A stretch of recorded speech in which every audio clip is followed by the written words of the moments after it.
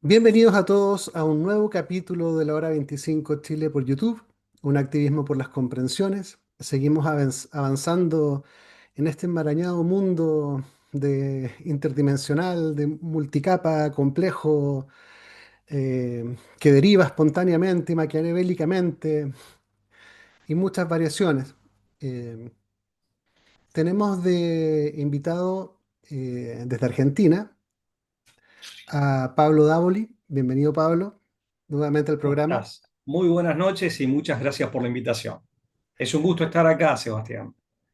Justamente le comentaba a Pablo que nosotros nos encontramos la primera vez el 2023. Estamos a 2026. Ha pasado Sí. rápido el tiempo. Pasa rápido y como te comentaba fuera de cámara, o sea, previo a la transmisión, te comentaba que tenía la idea de que había sido, tenía la impresión de que había sido el año pasado, pero sí, evidentemente el tiempo pasa más rápido de lo que uno cree, Así es. Y algo de la aceleración tiene mucho que ver sin con duda. lo que hoy día vamos a conversar. Tenemos de título para el programa Espíritus, máquinas y poder en el siglo XXI, ocultismo y tecnología. Tremendo tema, o sea, tremendo título.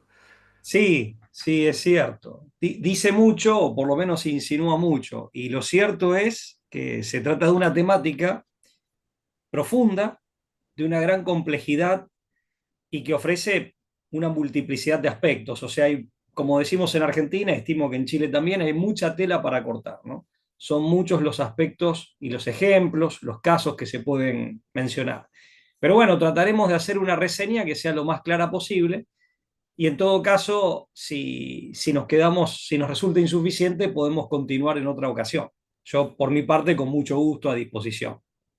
Bueno, muchas gracias, Pablo. Yo creo que esta conversación nunca va a terminar. Es una conversación que deriva y deriva y deriva infinitamente. Em, ¿Por dónde entramos? Tenemos el mundo tecnológico, tecnocrático, oligárquico, teológico, todo metido por ahí. Te cedo la palabra. Lleva tú para dónde vamos. Yo me focalizaría en Silicon Valley, que es digamos, el epicentro de toda esta revolución tecnológica vinculada a la inteligencia artificial. Y la inteligencia artificial como una pieza fundamental del transhumanismo. El transhumanismo como corriente ideológico doctrinaria, como corriente entre filosófica y cultural, desde luego que es mucho más amplio, no solo desde el punto de vista de las ideas, sino también desde el punto de vista geográfico. Pero una de las piezas fundamentales del transhumanismo está dada, perdón, por la inteligencia artificial. Y ahí me focaliza, que es un producto tecnológico, ¿no? De fines de los años 50, con un nombre equívoco, un nombre que incluso muchos expertos como el pionero de la inteligencia artificial en España, y me atrevería a decir que en gran medida en Europa, que es el ingeniero, el doctor López de Mántaras, dice que es un nombre mal colocado, un nombre mal consignado y que da lugar a muchos equívocos. Pero bueno, lo cierto es que es un producto tecnológico de fines de los años 50. Y ciertamente que este producto tecnológico no deja de sorprendernos, sobre todo con los últimos avances que ha tenido y esta suerte de exposición pública y de difusión pública que ha tenido en los últimos años. De manera que me focalizaría ahí y en el epicentro de todo esto, que es Silicon Valley. Y lo que podemos decir al respecto es que hay, como dato sociológico, como un dato de esa realidad sociológica en ese ambiente, hay en Silicon Valley, cunde en ese ambiente, una suerte de extraña religión. Algunos hablan de pseudo religión. Yo me atrevería a decir más, desde una perspectiva teológica, una anti-religión, ¿no? Algo que se le parece a la religión, que pretende oficiar de tal, pero que finalmente, en definitiva, apunta en el sentido contrario y logra el efecto opuesto. En vez de religar con la divinidad, de religar con el absoluto, con Dios, lo que hace es exactamente lo contrario. Pero ciertamente que se introduce en ese campo o trabaja en ese orden o en esa dimensión. Y ahí hay figuras que en este sentido son muy emblemáticas. Una en la que creo que conviene detenerse, justamente porque es una figura, es un exponente, como decía recién, emblemático. Aparece la figura de Peter o Peter, porque en realidad es de origen alemán, pero bueno, todo el mundo le dice Peter en inglés, Peter Thiel, ¿no? El fundador de Palantir, en su momento cofundador de PayPal, inversor de Facebook, ¿no? Y Peter Thiel tiene como, Peter Thiel, y no es el único, insisto, lo cito como un caso emblemático, como una persona que constituye un claro exponente de ese ambiente y una de las figuras más relevantes hoy en día de ese ambiente, pero en definitiva es representativo de todo un círculo. Tiene sus referencias, según él mismo declara, si bien por otra parte se dice cristiano, ¿no? Pero tiene sus referencias en varios filósofos, en varios pensadores e ideólogos. Y ahí yo mencionaría fundamentalmente a dos. Uno es Karl Abrahamsson, que es un sueco, ¿no? Y el otro es un poquito más conocido, que tal vez sea el filósofo británico más importante de lo que va del siglo XXI, que es Nick Land, de la Universidad de Warwick, que son eh, dos figuras que realmente sirven de inspiración y han aportado una suerte de basamento ideológico y de marco conceptual, con todo lo que esto implica, para el despliegue tecnológico y al mismo tiempo empresarial corporativo de la IA y todo lo que quienes están haciendo este despliegue y están a la cabeza, a la vanguardia de este despliegue tecnológico, todo lo que quieren hacer, todo lo que se proponen hacer, porque en definitiva no es solo dinero lo que buscan, ¿no? O sea, en definitiva es algo lo suficientemente, es un producto lo suficientemente eh, influyente y poderoso, lo suficientemente decisivo, como para que quien lo tenga en su poder se plantee algo más que simplemente el propósito lucrativo comercial de ganar dinero por prestar un servicio o vender un producto. En el caso, decime si querés que avancemos por ese lado. Yo, Sebastián, me guío por las pautas y las directrices que vos me, me comentes o me digas, ¿no? Mira, una de las cosas que me parece muy interesante y tremendamente decidor es este sucedáneo religioso en el cual se está vistiendo una ideología, una filosofía, una concepción del hombre, del mundo. Porque esta mirada que caracteriza algunos aspectos de Silicon Valley y al propio Peter Thiel eh, empieza a tomar forma de una pseudo religión. Y eso no es menor. Y aquí viene una pregunta. ¿Cuál pudiera ser la conveniencia o el beneficio de vestir esto o inundarlo de aspectos religiosos? En términos laicos, por así decir, en términos estrictamente seculares, al mejor estilo de cualquier análisis de la modernidad, sobre todo a partir de la ilustración del siglo XVIII, al menos en la superficie, ¿no?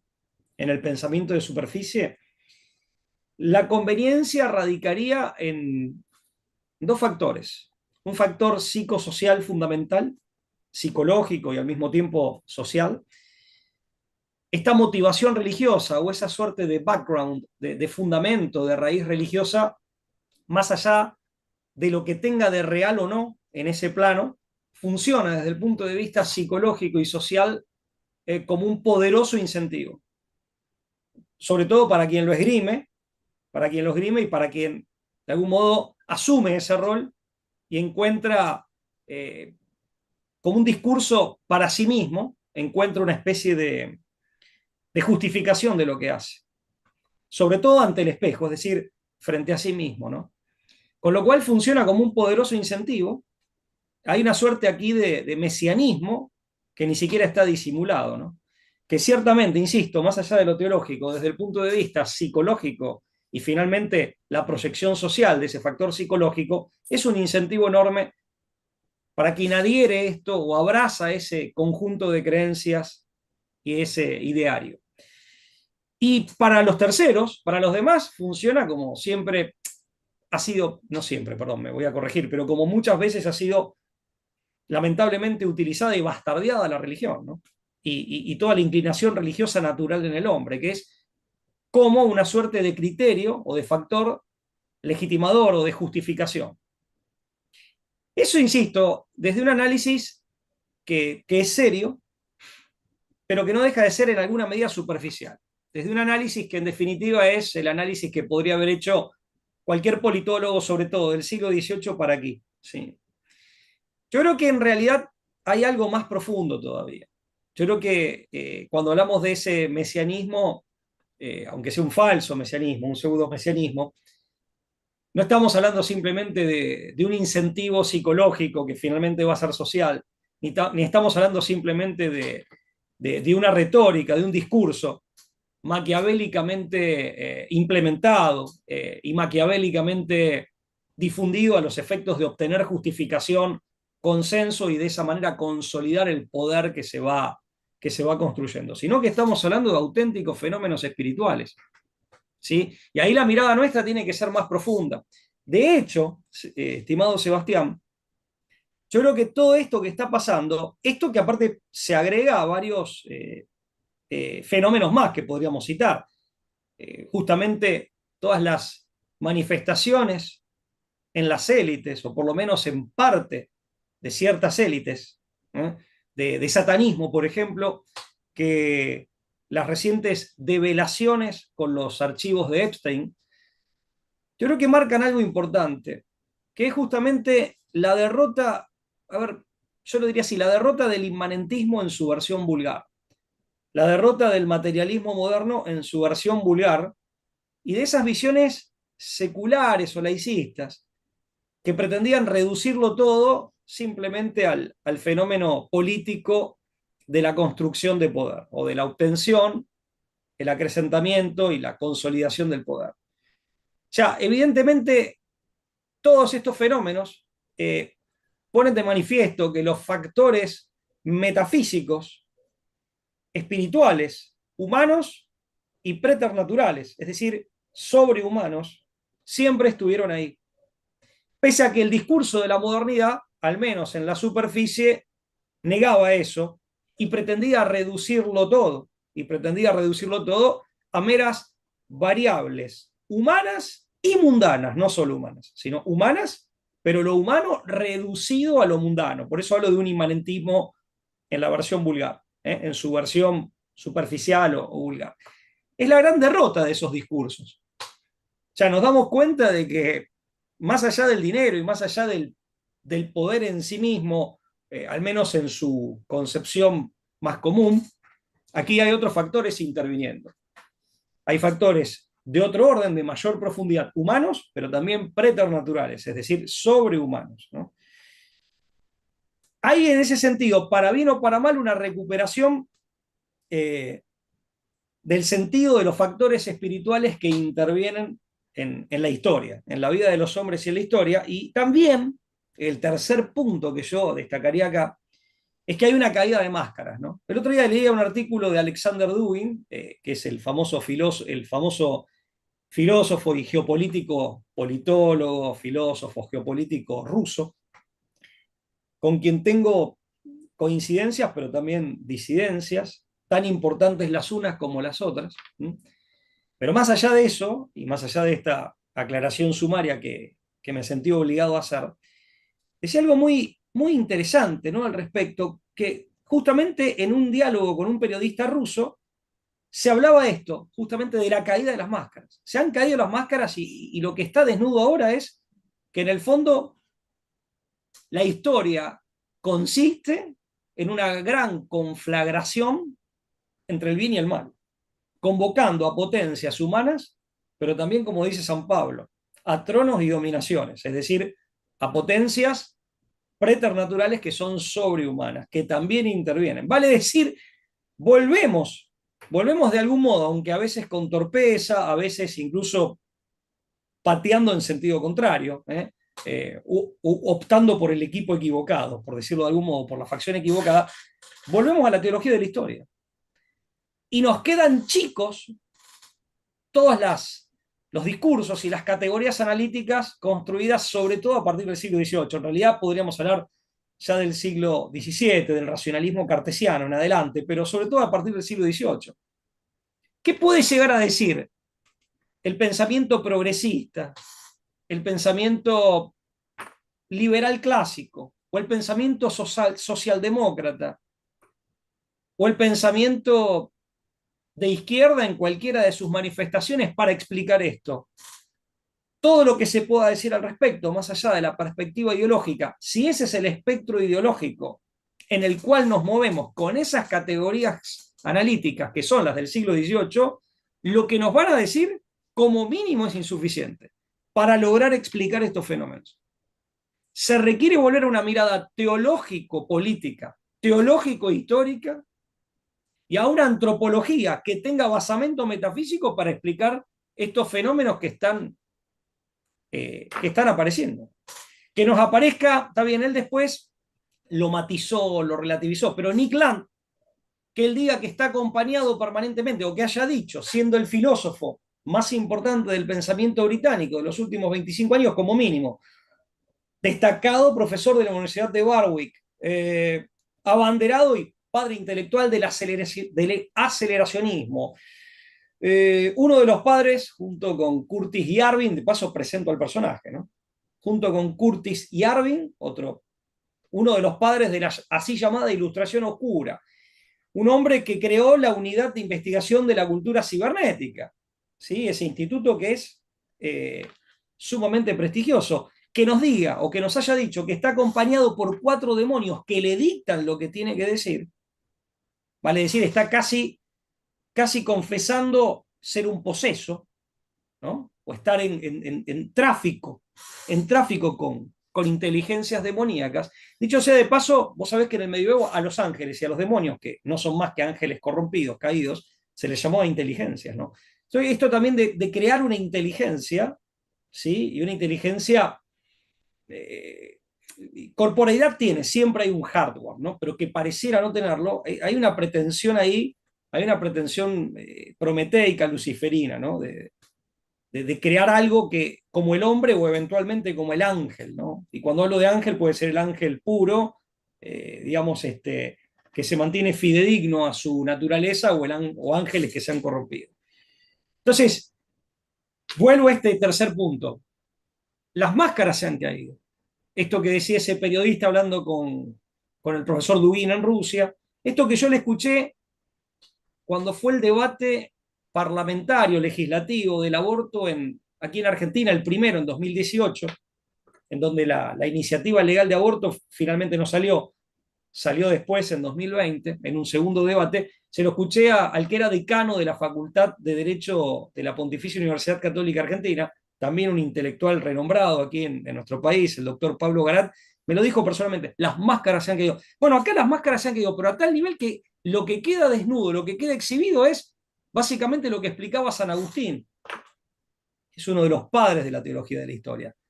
Son las potencias del bien y del mal combatiendo, primero al interior de cada hombre, y finalmente la raíz última de los acontecimientos es el resultado o una manifestación de esta batalla que tiene lugar en nuestra propia interioridad, ¿no? Ese es no sé si es una conclusión, pero es otra observación que a mí me gustaría compartir contigo, estimado Sebastián, y con tu público. La cuarta observación, que muy resumidamente comparto acá, es que también vemos un proyecto moderno que ya ha fracasado y hace una última apuesta, y la hace con crudeza y con fuerza. El aceleracionismo es eso, es decir, bueno, con esto que hemos producido, caiga quien caiga, y más allá de los temores más que bien fundados, que tienen muchos, démosle para adelante. Aceleremos esto y que venga lo que tenga que venir. Es una suerte de un redoblar la apuesta originaria de la modernidad. Eso no es solo la ideología de la inteligencia artificial. Aquí no hablo del fenómeno en sus aspectos estrictamente técnicos, sino de la ideología que le sirve de soporte y que rodea el fenómeno tecnológico, pero también lo direcciona. Incide en el direccionamiento que se le da como fenómeno tecnológico, en su diseño, producción y en su utilización. Pero hablo también del transhumanismo en general. Ya hemos dicho que, en todo caso, la inteligencia artificial es una pieza de una corriente cultural, ideológica, finalmente filosófica, que es el transhumanismo y el poshumanismo. Al menos en algún sentido de la palabra, como lo que viene después de lo humano. ¿Sí?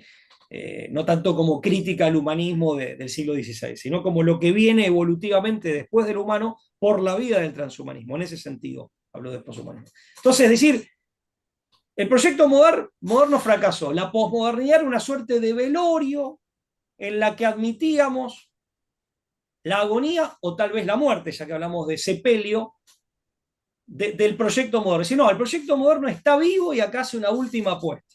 Redobla la apuesta originaria. Más allá de los temores que haya, de los nubarrones que se advierten en el horizonte y en un horizonte cercano, producto de todas estas innovaciones tecnológicas y de los criterios con los cuales, como decía recién, se las direcciona. Y además, esto de la ilustración oscura, que es muy interesante porque es reconocer y al mismo tiempo plantear, sí, ok, la ilustración fracasó en cuanto al cumplimiento de sus promesas más simpáticas, por ejemplo, la igualdad. Aceptamos que no, que eso finalmente, esto desde la perspectiva de quienes la promueven, de que eso finalmente no era más que una quimera, una utopía, muy simpática, que en su momento gozó de credibilidad, pero ya no porque no goza de factibilidad. Pero avancemos igual. Con lo cual, y acá viene otro planteo, en realidad lo que estamos haciendo a través de la ilustración oscura y de todos estos fenómenos, más o menos directamente, es desnudar cuál era el fondo, la raíz profunda del iluminismo o de la ilustración, de esa gran revolución que fue el proyecto moderno y que tiene en el iluminismo o ilustración del siglo XVIII, tiene una de sus claves más importantes. Ese trasfondo también era espiritual. Y como decía algún pensador de los pensadores tradicionalistas, y se cocinaba en las logias. Esa primera lectura que yo hice de la modernidad, y en particular del corazón histórico e ideológico de la modernidad, la ilustración, como laicismo, secularismo, yo aclaré expresamente que esa es la apariencia del proyecto moderno, la epidermis, la superficie. Pero en la base, o mejor dicho, en el fondo, en su corazón más íntimo, o en su raíz más profunda, había, digamos, fuerzas y tendencias que sí eran de orden espiritual y que estaban muy lejos de ese materialismo incluso ingenuo. Y fíjate vos qué curioso, ¿no? Porque dice, bueno, de ese materialismo después en el siglo XIX surge el marxismo. Sí, pero es muy curioso porque el marxismo, por ejemplo, a la materia termina adjudicándole o atribuyéndole propiedades que son características de un ser divino. Un ser divino concebido al modo judío, ortodoxo o tradicional, al modo cristiano, católico o protestante, o al modo gnóstico, y más específicamente gnóstico cabalístico. En el materialismo del marxismo no es un materialismo inocente, ingenuo, de pensar la materia tal como la física newtoniana la veía, y tal como nuestros cinco sentidos la captan y nada más, y pensar que la realidad era reductible a eso. No, es poner a la materia, es una suerte de idolatría de la materia, en donde la materia es reconceptualizada y es presentada con atributos completamente ajenos a las ciencias duras, y con atributos que son de alguna concepción de la divinidad, que en el caso de Marx eso está mezclado. Puede ser del judaísmo ortodoxo, gnóstico cabalístico o algo de cristianismo, sobre todo en su versión protestante. ¿Sí? Porque aparte eran los círculos que más tenían que ver con Marx y con lo que fue su vida y su formación intelectual a lo largo, sobre todo en su juventud. ¿No? Lo mismo con Hegel. Sí, bueno, Hegel, que desde luego su pensamiento impacta en el marxismo, es decir, bueno, materialismo dialéctico, justamente lo de dialéctico lo sabemos todos, ¿no? Lo toma de Hegel. Pero ahí hay una idea también que es gnóstico-cabalística, que había entrado en el siglo XVI en Alemania, en Italia también, en distintos lugares. En Alemania el introductor de esta concepción de la divinidad que es ajena al cristianismo fue Jacob Böhme. Hegel se podría decir, se puede decir, tal vez simplificando un poco, pero sin mentir, que Hegel expresa en lenguaje filosófico y busca una explicación u ofrece una explicación racional a una idea o concepción de la divinidad que en rigor de verdad tiene una raíz en un sentido muy amplio y muy lato de la expresión religiosa. En realidad, dentro de ese campo, uso la palabra aquí religión en un sentido sumamente lato e indiferenciado, ¿sí? Esotérico, y más específicamente gnóstico cabalístico. Aquí en Argentina hubo un sacerdote, filósofo, teólogo, y aparte un hombre que desplegó una enorme labor social, ya fallecido hace varios años, que fue el padre Julio Mainbiel, que explica muy bien estas conexiones subterráneas, ¿eh? Que son como ríos subterráneos que van uniendo distintas corrientes ideológicas, más allá de sus ropajes exteriores, y que muestran conexiones de ideas, de concepciones, pero finalmente también de ciertas tendencias espirituales, en un libro muy famoso que se llamó, y muy esclarecedor, que es De la Cábala al Progresismo, ¿no? Un libro del padre Julio Mainbiel, que realmente es recomendable porque sirve como una suerte de mapa, ¿no? Para descubrir esos ríos subterráneos que conectan ideas. Entonces, claramente, mira, si jugamos un poco con las ideas de Hegel, a lo que podemos llegar es a decir, hoy la inteligencia artificial, desde esta perspectiva, es presentada como el espíritu absoluto del que hablaba Hegel, que no se encarna en el Estado prusiano, ni en ningún Estado, sino que se encarna en la inteligencia artificial, que aparece como un intelecto agente universal, y en un gobierno mundial tecnocrático. Un gobierno mundial, no en el sentido tradicional de la expresión, pero sí a los efectos prácticos. Sí en el sentido schmittiano aparte, de ser soberano, el que manda. Y eso está en Peter Thiel. Eso está en Peter Thiel, que es un hombre que, por un lado, te dice que no cree en los gobiernos, no cree en las regulaciones, pero por otra parte, a través de es una startup, ¿no? A través de su proyecto, y es el nombre de la startup que lo promueve, Praxis, y su primer escalón o su primera plataforma digamos, geográfica de aplicación, supuestamente va a ser Groenlandia, al menos según diversos artículos y medios de prensa especializados que informan, busca por un lado una ciudad súper inteligente gobernada por inteligencia artificial, una super smart city, blockchain, moneda digital, todo.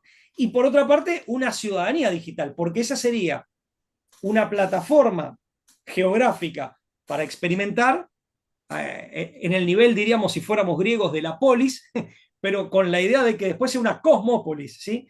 Entonces, por un lado, se presenta esta ambigüedad, rechaza las regulaciones jurídicas, sobre todo sobre la inteligencia artificial, reniega del Estado, se junta con gente que lee a Ayn Rand y se inspiran en la rebelión de Atlas, pero por otra parte, van hacia un gobierno privado que pretende hegemonía absoluta o dominación absoluta en todo el orbe de carácter tecnocrático. Entonces, es otra forma de organización política pervertida, corrompida, perversa, corrompida, pero es otra forma de organización política, al menos en el sentido crudo de la expresión, en el sentido crudo de la expresión. Es otra forma de dominación, ¿sí?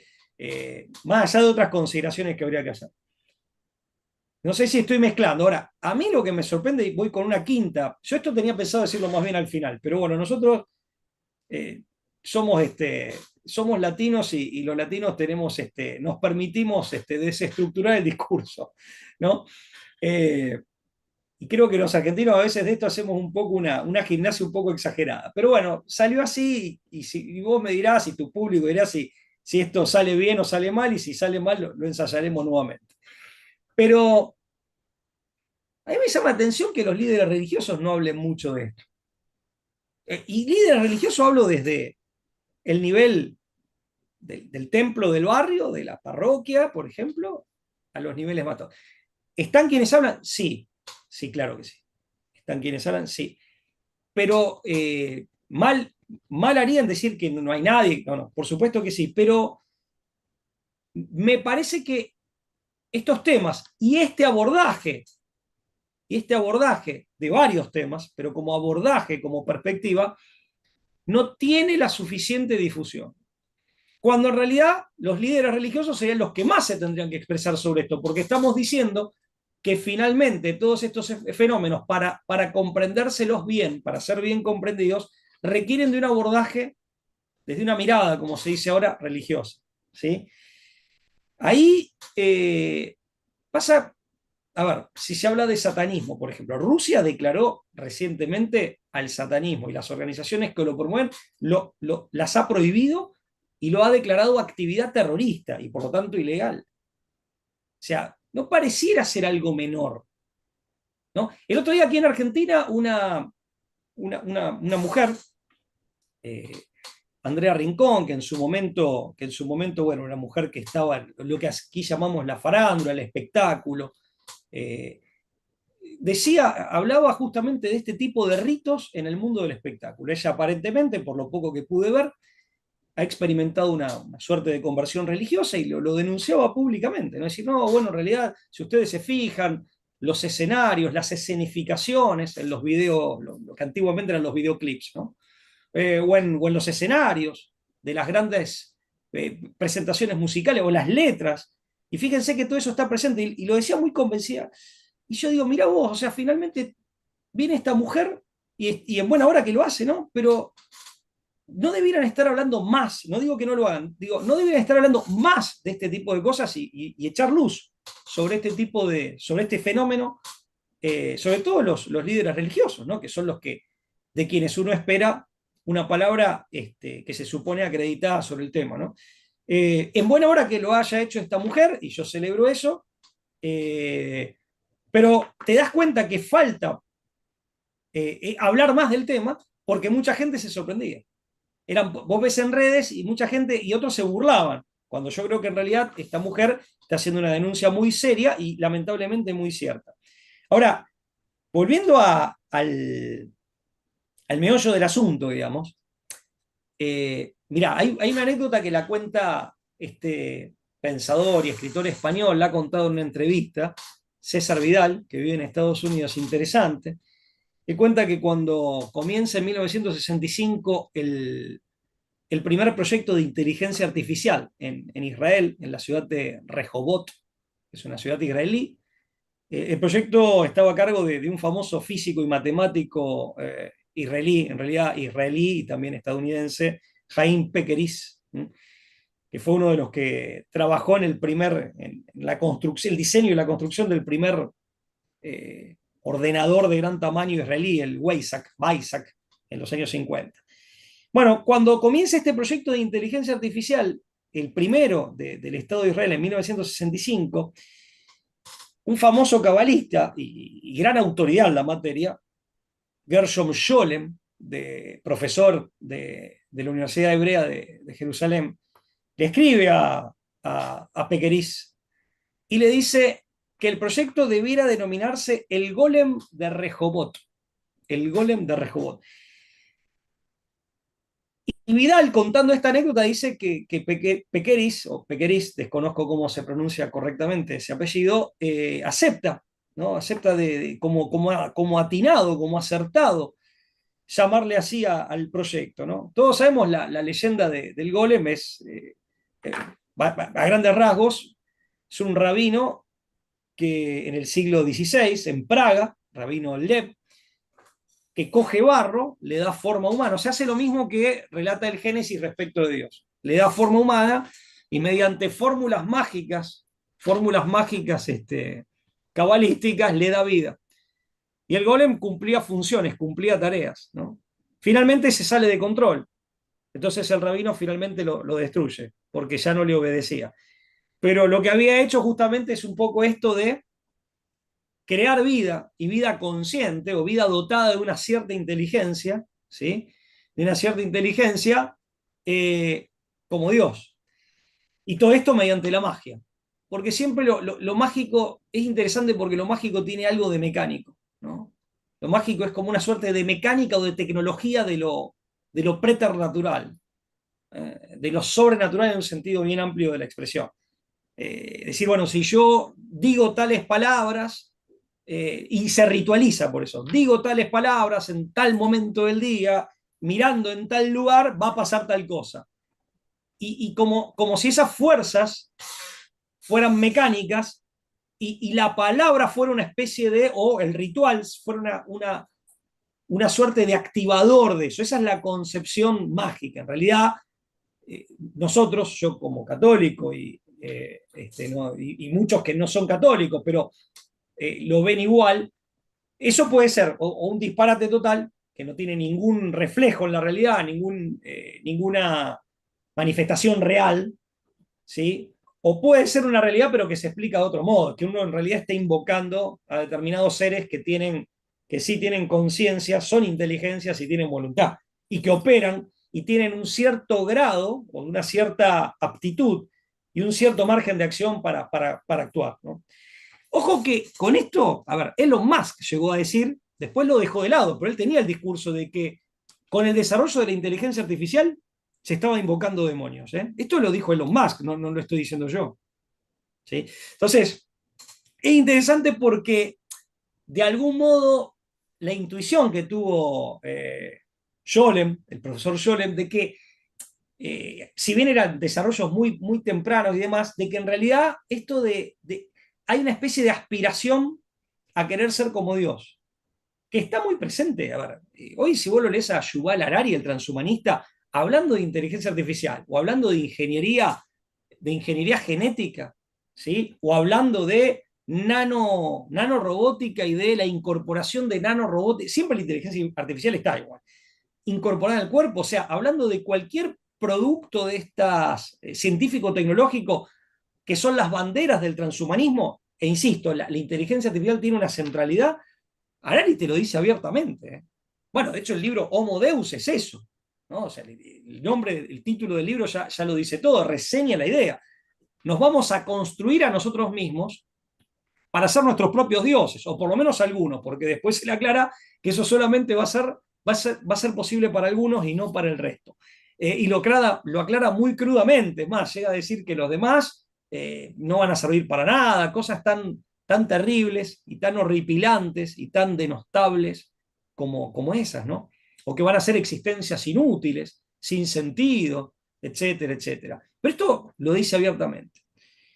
Y esta idea de querer crear una inteligencia o de querer ser nuestro propio maker, nuestro propio creador, e incluso hacernos a nosotros mismos como dioses, está en la línea de ese, pero negándonos como humanos, tenemos que dejar de ser humanos para ser nuestro propio Dios, ¿sí? Tiene mucho de mesianismo, tiene mucho de esta idea gnóstico-cabalística y después hegeliana y también marxista.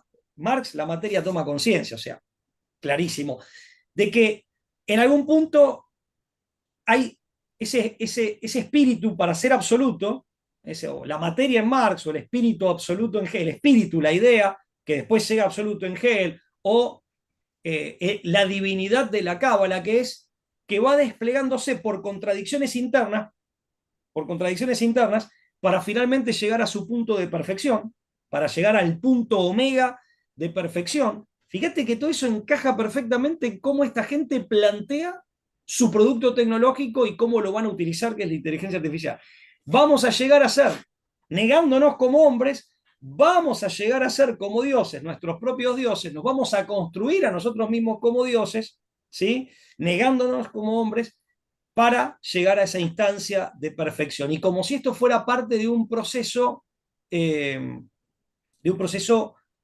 que ya no depende de voluntad humana alguna, sino que sería como un proceso imparable. Ahí aparece otra vez esto mecánico, ¿no? De que son procesos que tienen su propia automaticidad y que por lo tanto, tarde o temprano, me guste o no, o aunque yo me oponga, finalmente, desde esta perspectiva, van a suceder.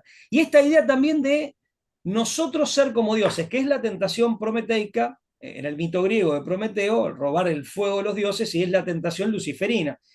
Dato interesante de los muchos que se pueden citar, y esto también lo trae a colación Vidal, yo busqué un poco más de información al respecto. Fíjate que Madonna, la célebre cantante, ella hace una conversión al judaísmo, ella es de origen italiano, pero bueno, hace una conversión al judaísmo hace muchos años y tiene como, entiendo que tiene como, digamos, como rabinos de cabecera a Philip y Yehuda Berg, son padre e hijo, respectivamente. Philip, de hecho, Philip Berg fue el fundador del centro de Kabbalah, un famoso Kabbalah Center importante en Estados Unidos. Y el hermano de ellos, que pertenece al mismo centro, que es Michael Berg, escribió un libro, Ser como Dios, Cábala y nuestro destino supremo, el destino supremo. Es esta idea de que vamos en una suerte de, a través de contradicciones internas, desplegándonos o formamos parte de un proceso de contradicciones internas que conduce finalmente a un absoluto evolutivo por contradicción. En términos hegelianos, aunque Hegel no habló específicamente de eso, pero así se lo traduce o así se lo resume, de tesis, antítesis y síntesis. Que en definitiva, esto de tesis, antítesis y síntesis no deja de ser una grave deformación e inversión de la procesión que según la teología católica se da dentro de la Santísima Trinidad. ¿Eh? Que no es por contradicción, es por la armonía del amor. ¿Sí? Hay una procesión entre las tres personas de la Santísima Trinidad. ¿Sí? Bueno, esto sería esta idea gnóstica, gnóstico-cabalística, después hegeliana, también marxista aplicada a la materia. Ese movimiento de tres pasos es por contradicción y está aplicado a otra cosa. Y aparte, en vez de estar en la armonía de la perfección permanente, está de lo imperfecto y del caos, viajando, por así decir, o evolucionando mecánicamente, sin conciencia, sin que sea el deseo y la voluntad de alguien, ¿sí?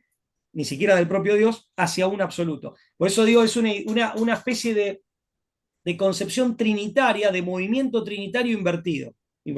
Esto lo dice acá también otro pensador, yo lo estoy resumiendo un tanto escolarmente y un tanto simplificadamente o simplistamente, pero lo ha explicado bien un filósofo que también argentino, José Pierpaoli, que tiene un programa en YouTube muy interesante también.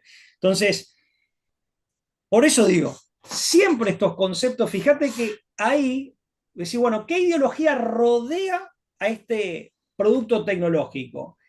Y en definitiva, ¿qué ambiente psicoespiritual eh, hace a la atmósfera de quienes están a la vanguardia de esto? Cuando te encontrás con todas estas ideas, te das cuenta que las explicaciones, al estilo de las explicaciones políticas y ni hablar económicas clásicas de la modernidad, no te cierra nada, sino que se requiere de algún tipo de análisis más profundo. Mira, te mencioné a Nick Land diciendo que en su momento dijo que 4 demonios le dictaban lo que tenía que decir.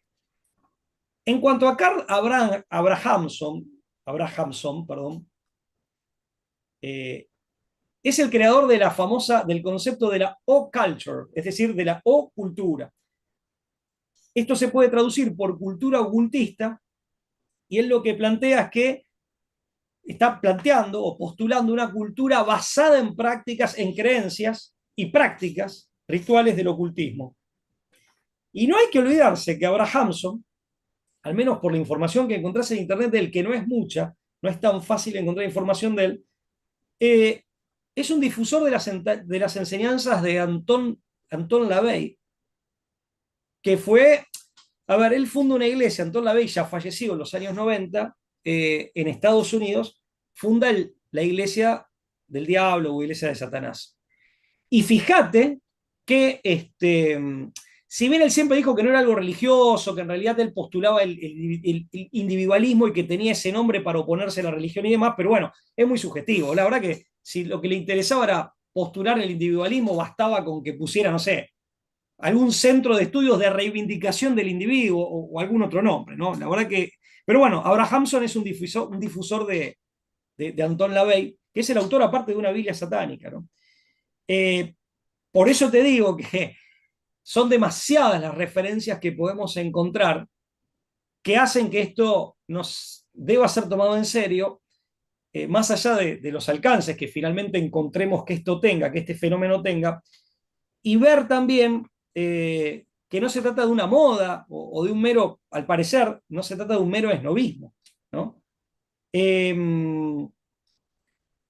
yo como mínimo creo que hay, si vos me decís mi opinión, me preguntás cuál es mi opinión en particular, no sé si satanismo explícito, pero sí como mínimo hay una suerte de consciente o inconscientemente de motivación luciférica. Consciente o inconscientemente de motivación luciférica, en el sentido no tanto de querer, ahora, puede ser que sí, que se quiera adorar al mal y a quienes lo promueven, empezando por los ángeles caídos, y que se hagan pactos, etcétera, eso puede ser. Pero puede ser también que haya una motivación consciente o inconscientemente luciférica en esto de la vieja tentación de querer ser como Dios. Y en este querer ser como Dios, el hombre que encuentra su propia ruina. Por eso incluso te lo dicen abiertamente. El transhumanismo te dice que hay que negarse como humano para pasar a ser algo mejor. Pero negarse como humano es necesariamente negarse a uno mismo. Por otra parte, es interesante porque se buscan, fíjate vos, se buscan cosas, se buscan objetivos, por así decirlo, o metas, que en el fondo tienen son muy naturales y tienen una justificación. La inclinación religiosa, todo hombre la tiene, aún aquel que se dice ateo. Es un condimento, un ingrediente de nuestra estructura eh, antropológica. Es un ingrediente esencial, eh, óntico en el hombre. A nivel espiritual, psíquico, bueno, incluso biológico, el famoso gen de Dios. Y la religiosidad natural del hombre no es ni siquiera reductible a cualquiera de estos puntos, ¿sí? O sea, nos atraviesa completamente. Eso es muy natural y en principio está muy bien. Lo que está mal es el desvío de eso o la confusión del camino al momento de desplegar esa religiosidad natural. Eso por un lado. Por otra parte, esto, querer ser como Dios, ¿cómo lo interpretamos? Si lo interpreto como querer entrar en comunión con Dios, ¿sí? Querer consustanciarme con Dios sin dejar de ser hombre, bueno, claramente el cristianismo en esto es muy claro, valga la redundancia, tiene una respuesta. La segunda persona de la Santísima Trinidad, nuestro Señor Jesucristo, es Dios hombre. Es Dios hombre, inescindible, unión hipostática de las dos naturalezas. Y por Él, con Él y en Él, por Él, con Él y en Él, nosotros entramos en comunión con Dios, ya formando parte en esta vida del cuerpo místico de Cristo, o teniendo la posibilidad de hacerlo. O sea que hay, esto es decir, bueno, si se interpreta de esa manera, y bueno, esto yo lo digo como católico, ¿no? Después obviamente esto lo podemos hablar con gente que practique otras religiones, pero este ánimo del hombre que San Agustín expresa tan poéticamente de querer entrar en comunión con Dios, y entrar en comunión con Dios implica, sin perder nuestra naturaleza humana, ni nuestra individualidad. De hecho, el mismo Jung, no siendo cristiano, decía que el cristianismo es un gran proceso de individuación. O sea, sin perder mi individualidad, al contrario, plenifico mi yo entrando en esa comunión con Dios que en algún punto es una consustanciación. El padre José Kentenich, el fundador del movimiento apostólico de Schoenstatt, que es católico, decía que en el cielo, digamos, el yo, sin dejar de ser humano y sin dejar de ser yo, se diviniza en esa comunión con Dios. Y ya en esta vida forma parte del cuerpo místico. Bueno, ahora, eso mismo que es, al menos desde mi perspectiva, tan deseable, y que hasta entendemos que Cristo mismo vino a que pase para permitir que eso suceda después del pecado original, si yo lo interpreto en quiero desplazarlo a Dios, quiero usurparle su lugar, quiero ser Dios sin Dios, sería algo así. Y por caminos que implican la negación del verdadero camino, bueno, Cristo dice que es el camino, la verdad y la vida, ¿no? Bueno, ahí está el problema. Por eso digo, acá también hay que ver caso por caso. Estarán los que se enganchan en todo esto porque pertenecen a ese ambiente y como una moda o porque simplemente siguen la corriente. Están aquellos que adhieren y promueven esto a conciencia. Eso habrá que ver caso por caso. Por eso digo, en eso hay que ser muy serio. Y aún dentro de este grupo, de este sector, hay que distinguir los que adoran al mal por el mal en sí mismo, eso es satanismo, de aquellos que están de algún modo, y esto es grave igual, tal vez no tan grave como el otro, pero igual es muy grave, siguiendo una especie de tendencia o de motivación, consciente o inconscientemente luciférica, en donde claramente hay una gran soberbia y está este afán desviado y corrompido, ¿eh?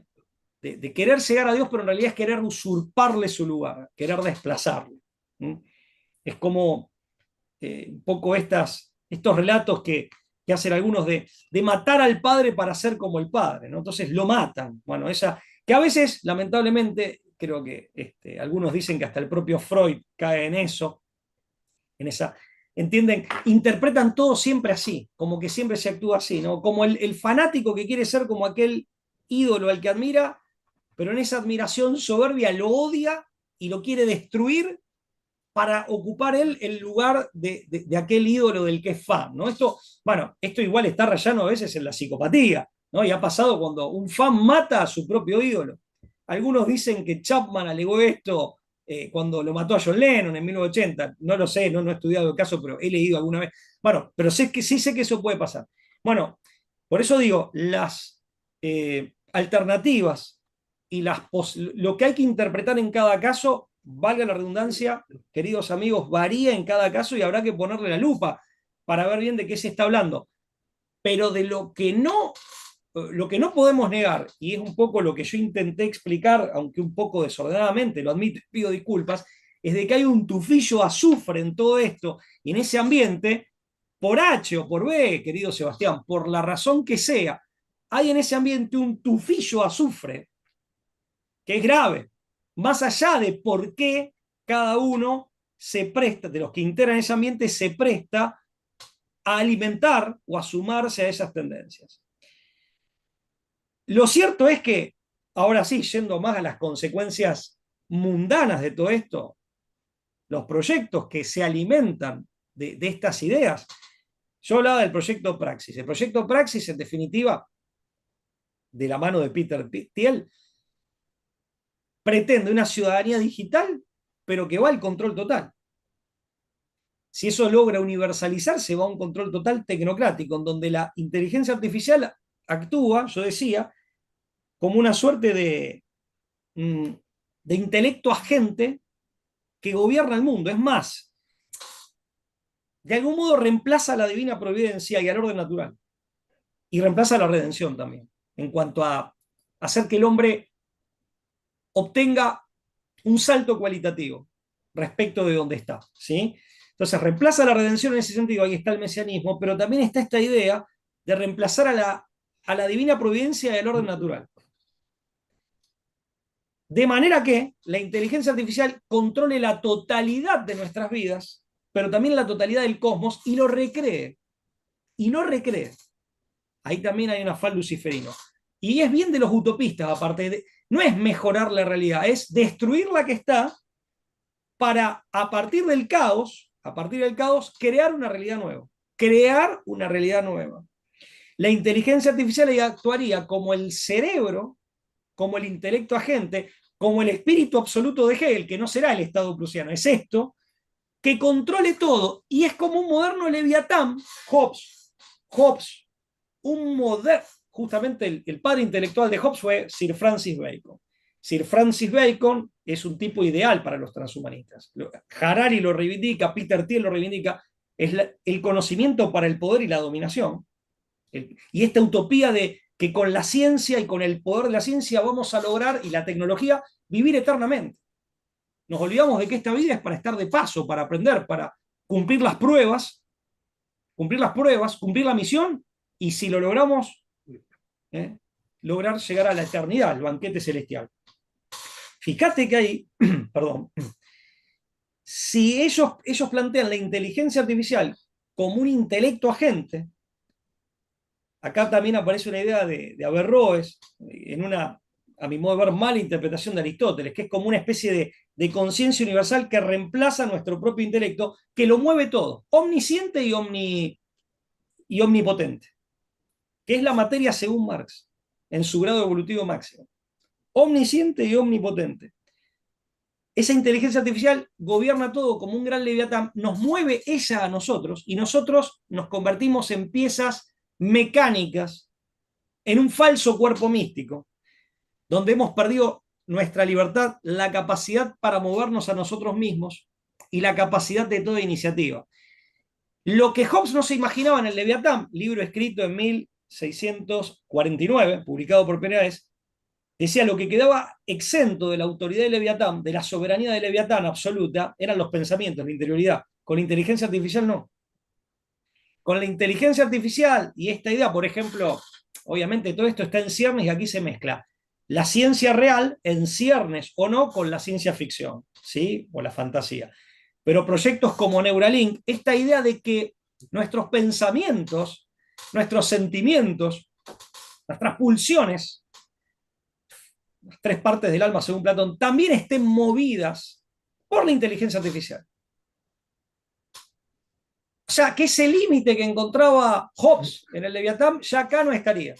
En este Leviatán electromagnético, informático, con inteligencia artificial, en donde el soberano es la inteligencia artificial, ¿sí? Ya no estaría ese límite, es cuestión de conectarnos. Y ahí se da este estado tan peligroso. De esto hablaron, por ejemplo, mira, dos grandes alemanes, pero con diferencia de siglos. En el siglo XX, Heidegger. En el siglo XIII, si no mal recuerdo, el gran místico Meister Eckhart, con algunas proposiciones que, cuando él expresaba sus vivencias místicas, que la Iglesia Católica, que Roma declaró, y esto ha sido muy criticado, que Roma declaró heréticas, algunas proposiciones, no todas de las que él hacía. Pero también, pero bueno, lo aclaro para el que quiera indagar en esos temas, pero que hablaban de, la palabra en alemán no la recuerdo, así que no te voy a mentir, pero, y Heidegger retoma esto, un dejarse estar, un dejarse mover, donde uno pierde el dominio de su propia vida, la soberanía sobre sí mismo, y pierde la libertad. Y pierde la capacidad para tomar decisiones y para decidir sobre su propia vida, aportándole a la sociedad, porque todo lo que decimos finalmente impacta en el prójimo y finalmente en la sociedad. Deja de ser actor para ser objeto pasivo y es movido por ese falso cuerpo místico, por ese cuerpo contramístico, que es una mala imitación del cuerpo místico, como todo lo que finalmente en el fondo es de origen diabólico, ¿sí? Es movido por la máquina. En este caso va a ser movido por el Leviatán. Ahora, si, repito para que quede el concepto en claro, si Hobbes entendía que nuestras ideas y nuestra interioridad, Leviatán no llegaba, esta gente sí. Es más, fíjate que el Palantir, que es el fundador, ha sido Peter Thiel. Hasta 2008, su único cliente fue la CIA, hasta 2008. Hoy, esto lo dice César Vidal, para el que quiera consultar las fuentes o pedírmelas, estoy a disposición. Según Vidal, es el principal proveedor de las 17 agencias de inteligencia de Estados Unidos, ¿sí? Y el ideal de Palantir, ¿qué es? Es la película de Spielberg, ¿te acordás del 2002? Minority Report, en inglés el título, yo no recuerdo cómo era el título en castellano para Hispanoamérica, pero que era una película de Tom Cruise, donde había una empresa privada, de hecho, que era Pre-Crime, que lograba detectar quién iba a cometer un crimen y lograban detener a la persona antes de que lo cometiera. Bueno, justamente Palantir, siendo una empresa dedicada a la minería de datos y datos personales, cruzando con inteligencia artificial, capturando 1 millón de datos, ¿no? Captando millones y millones de datos de cada persona y logrando procesarlos, su aspiración máxima, ¿cuál es? A predecir lo que vas a sentir, predecir lo que vas a decidir, predecir lo que vas a hacer. Y si eso no tiene valor político, querido amigo, no sé qué es. Pero bueno, entonces, fíjate que incluso lo que muere aquí, si bien son empresas que han crecido, digamos, en un contexto no totalmente de libre mercado, aparte han sido contratistas estatales, pero sí en un contexto en gran medida de libre mercado, acá también se muere el libre mercado. Porque el libre mercado, al menos las justificaciones últimas, era la de Hayek, la de Friedrich Hayek, la fatal arrogancia o la arrogancia fatal, nombre de un título de un famoso libro de Hayek. Pero claro, para la inteligencia artificial no es fatal arrogancia. Desde el discurso de esta gente, no es fatal arrogancia. La inteligencia artificial, si es omnipotente y omnisciente, tiene la capacidad de saber todo lo que el gobernante humano no. Y tiene la capacidad de procesar toda esa información. Por lo tanto, ahí lo que va a entrar, por eso, de hecho, Thiel en el fondo, va a un sistema de planificación. No será el sistema de planificación al estilo soviético o al estilo, bueno, chino ha hecho su, hay que ver en China qué está pasando, pero va a un sistema de planificación a caballo de la inteligencia artificial. Dice, no, no, era fatal la arrogancia cuando la quería hacer Stalin, cuando la quería hacer, no sé, algún gobernante humano con su gabinete, pero no para la inteligencia artificial. Eh, bueno, cierro con esto. Cierro, si querés seguimos hablando, pero cierro esta parte, digamos, con esto. Peter Thiel es un hombre que aparte está, no sé si decir obsesionado, eso tal vez como recurso retórico lo utilizo, ¿no? Pero se dedica mucho al tema del anticristo y del apocalipsis. De hecho, él da conferencias en Oxford, en Harvard, hace unos meses estuvo en Francia, en una prestigiosa entidad académica, y es invitado por los departamentos de teología o por las cátedras de teología. O sea, él va a dar clases sobre el anticristo o dar conferencias sobre el anticristo. El año pasado dictó un ciclo de 4 charlas sobre el anticristo en San Francisco. Charlas cerradas, con un público muy selecto. Yo leí algún resumen que se hizo de esas conferencias, ambiguo, desde ya. Por eso también digo, nuestros líderes religiosos, nuestros maestros religiosos, se tenga la religión que se tenga, yo hablo como católico, pero por ahí, no sé, eh, sea la religión que sea, tienen algo para decir de esto, ¿no? O sea, de hecho, en el caso de la teología católica, bueno, hay kilómetros, hay ríos de tinta, de escritos muy serios, hablando sobre cómo se interpreta el Apocalipsis, el Anticristo. Pero bueno, estamos en un mundo donde de pronto viene Peter Thiel a hablarnos del Apocalipsis y del Anticristo, y está haciendo interpretaciones que son también hermenéuticas que son muy cuestionables, al menos desde mi modesto punto de vista, erradas. Yo no sé si son yerros que comete adrede o no, ¿eh?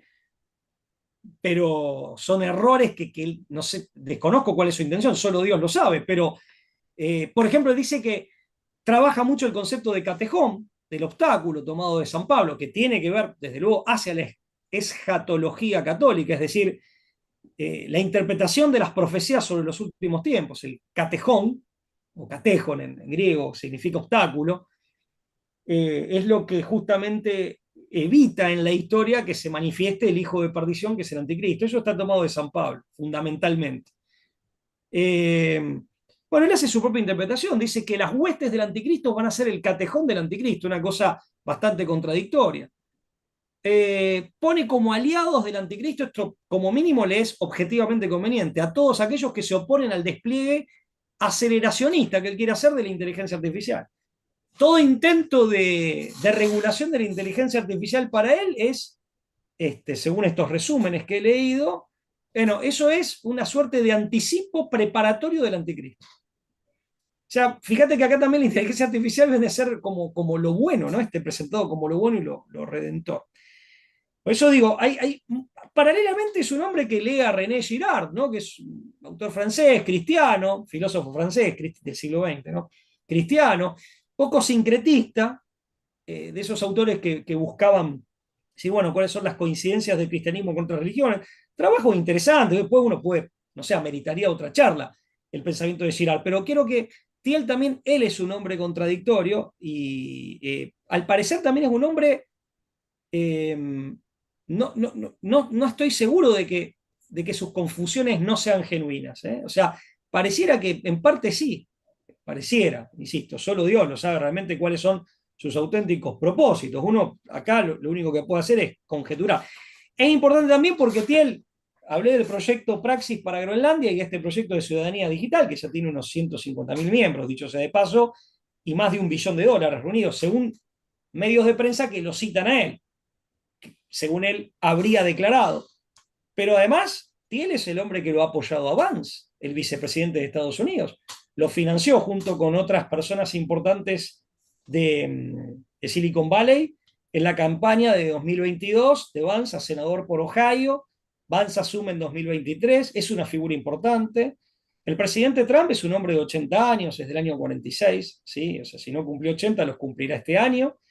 Es una persona mayor, si bien goza de buena salud, al parecer, pero es una persona mayor. se habla de que una persona capaz de sucederlo, de algún modo liderar el trumpismo o lo que quede del trumpismo, que no es poco lo que hay, que no es poco lo que hay. O sea, hay muchos, si bien está en crisis, hay muchos sectores que todavía están encolumnados con Trump. Bueno, que el sucesor podría ser J.D. Vance, ¿sí? Cuyo verdadero apellido es Bowman, ¿sí? Él toma el apellido, si no mal recuerdo, de la mamá por el abuelo materno, porque él se cría con los abuelos maternos. Thiel lo conoce a Vance cuando estaba finalizando su carrera de Derecho, ¿no? Y como dije antes, le financió la campaña a senador, no sé en qué medida, ¿sí? Pero sí sé que fue, por lo que informan medios de prensa, un aporte económicamente significativo, ¿sí?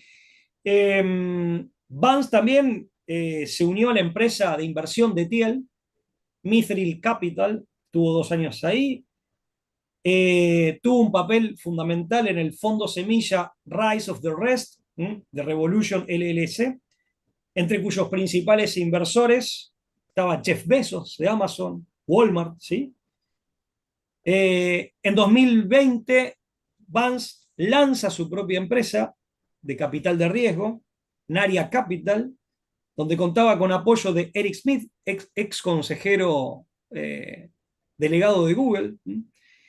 Hay que pensar que Eric Smith y Thiel hoy son figuras influyentes dentro del Club Bilderberg. O sea, si yo tuviera que resumir todo esto que estamos diciendo, hay más información para decirnos. También es verdad que Vance en el 2019 se hizo católico, se bautizó. Pero bueno, sí es partidario Vance de la teoría del gran gobierno, en eso va en la misma dirección, ¿no? Un Estado que controle, o sea, en eso tiene idea también. Bueno, por eso está muy presente ahí, tampoco tenemos que sobreinterpretar. La idea paradójicamente, en la autodenominada tierra de la libertad, Estados Unidos, al mismo tiempo está la idea del control muy marcada. Eso lo han heredado en gran medida del protestantismo en la versión puritana. ¿eh? Esta idea de que el pecado original no es que nos ha manchado, que nos ha herido, que nos ha desordenado, sino que nos ha arruinado. Y al arruinarnos, arruinó toda la creación. Esa idea ya está en Lutero y en el puritanismo es muy fuerte. Entonces, esta idea de que si está todo arruinado, no hay orden natural. Y si no hay orden natural, todo es caos. En el hombre y a partir del hombre, que era el rey de la creación, en su reino que es la naturaleza. Y si todo es caos, entonces todo tiene que ser sometido a control. Y el control depende de una voluntad. ¿no? Y esa es una de las causas, una de las raíces, pero eso está muy presente en la mentalidad norteamericana. Y esta idea de someterlo todo a control, por eso son grandes calculadores de riesgo y son expertos matemáticos en calcular riesgos, que es algo muy ajeno a la idiosincrasia hispanoamericana y europeo-mediterránea, que es con la que más tenemos que ver y de la que nos hemos nutrido. Más allá de nuestras particularidades nacionales, de México al sur de Chile y Argentina. Cada nación de nuestras naciones hermanas tiene su particularidad, como las naciones mediterráneas europeas, pero desde luego también tenemos raíces comunes muy fuertes, que yo celebro aparte, aprovecho para celebrar y reivindicar. Y eso es nada más ajeno a nuestra mentalidad.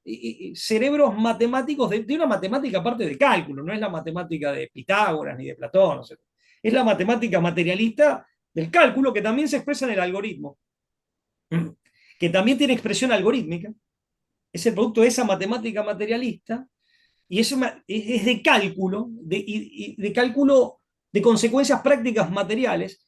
Esta idea, esta suerte de compulsión o de obsesión de controlarlo todo eh, y de tener miedo frente a un mundo caótico. Por eso la necesidad de reaccionar con el control mediante la dominación y la violencia. Y eso es Hobbes.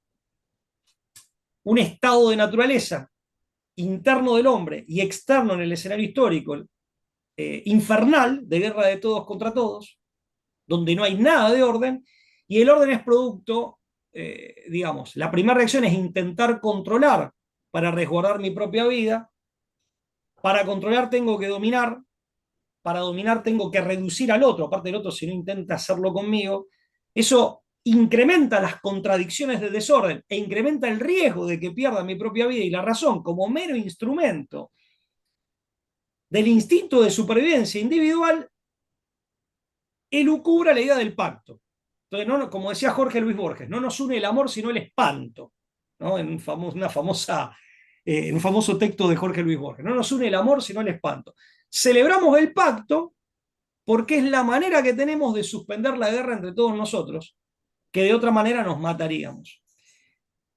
Entonces, el factor miedo a morir y esta idea de tener que someterlo todo a control. Porque el pacto, ¿cómo se sostiene? Renunciando a nuestra libertad, es decir, que estemos todos controlados. Idea a la que no estuvo ajena tampoco el comunismo. Es famosa la novela del secretario de León Trotsky, una novela donde él decía que había una especie de náufragos que quedaban ajenos a una guerra mundial, ¿no? Entonces, no, todo el mundo los distinguía después porque tenían sus brazos, cuando los descubren, terminada la guerra mundial, porque tenían las extremidades. ¿Por qué? Porque después de los horrores de la guerra mundial, esto dice la novela, esto plantea la novela, los hombres habían decidido, para no agredirse más, renunciar a tener extremidades para golpearse, como para no tener con qué golpearse. Entonces es un poco torpe la idea, pero básicamente refleja esa idea de decir, hay que renunciar a nuestra capacidad para hacer, a nuestra capacidad para tomar decisiones, a nuestra capacidad finalmente para pensar y para sentir, hay que renunciar a todo, le ponemos el nombre de libertad, hay que renunciar a la libertad para obtener seguridad. La seguridad depende del control total, del control total. Finalmente, palabras más, palabras menos, con más extensión, con menos extensión, siempre es el mismo razonamiento hobbesiano de renunciar a la libertad para obtener seguridad mediante el control total, exponiéndome yo mismo a ese control. ¿Eh? Y haciéndome objeto pasivo. Mira, y a riesgo por ahí no de mezclar, pero sí de que quede como mezclado. No es casualidad que los zombies sean un personaje tan célebre, una figura tan célebre en Hollywood y en las novelas, sobre todo para adolescentes. El zombie es un muerto en vida. O mejor dicho, un muerto que pareciera tener vida o tiene algunas funciones características de un sujeto con vida, de un cuerpo con vida, pero es un muerto, ¿no?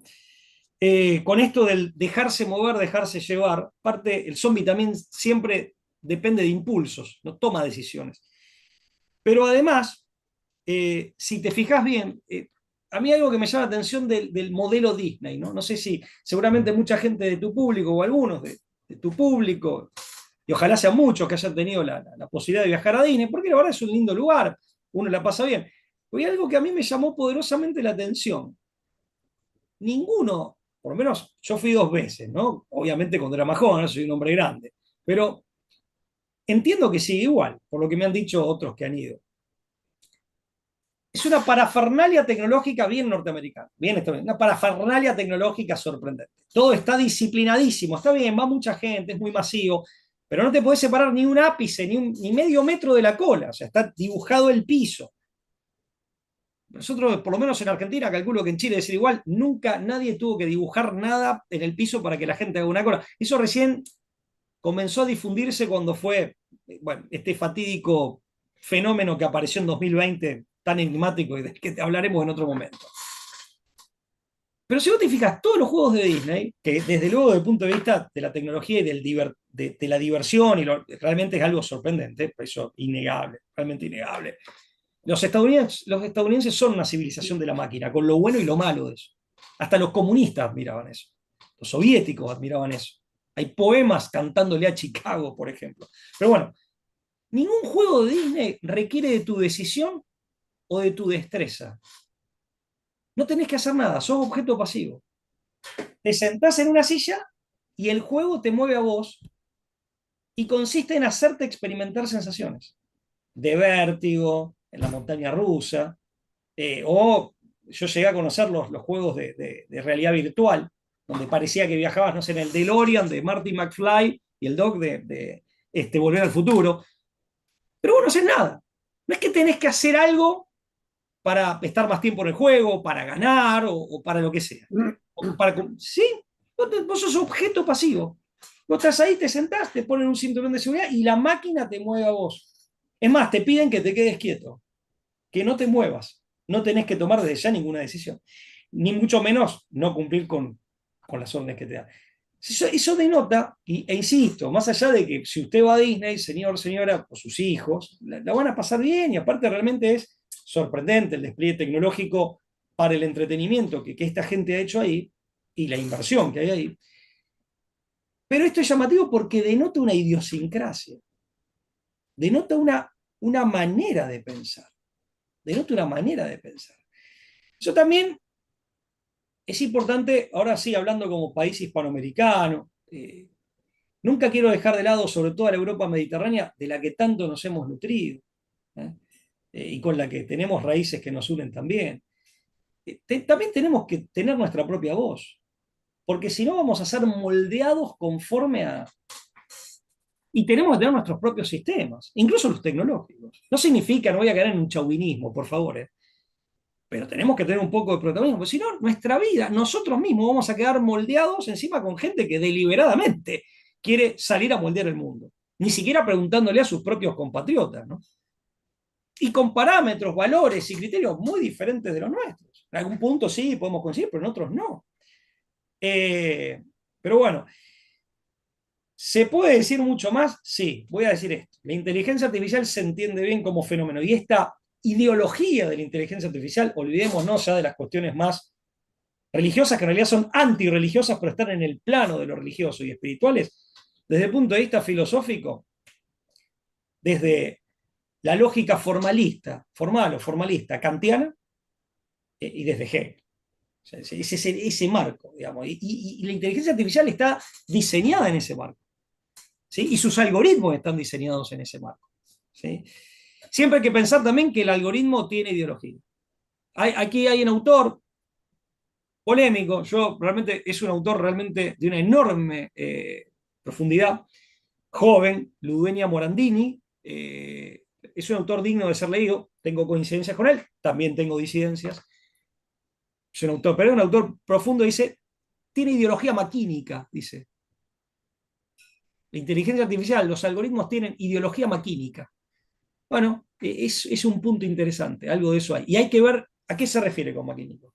Y después está intereses o la ideología, consciente o inconscientemente, sea la maquínica o alguna otra o con algún otro aditamento del programador o de aquel que le paga el sueldo al programador.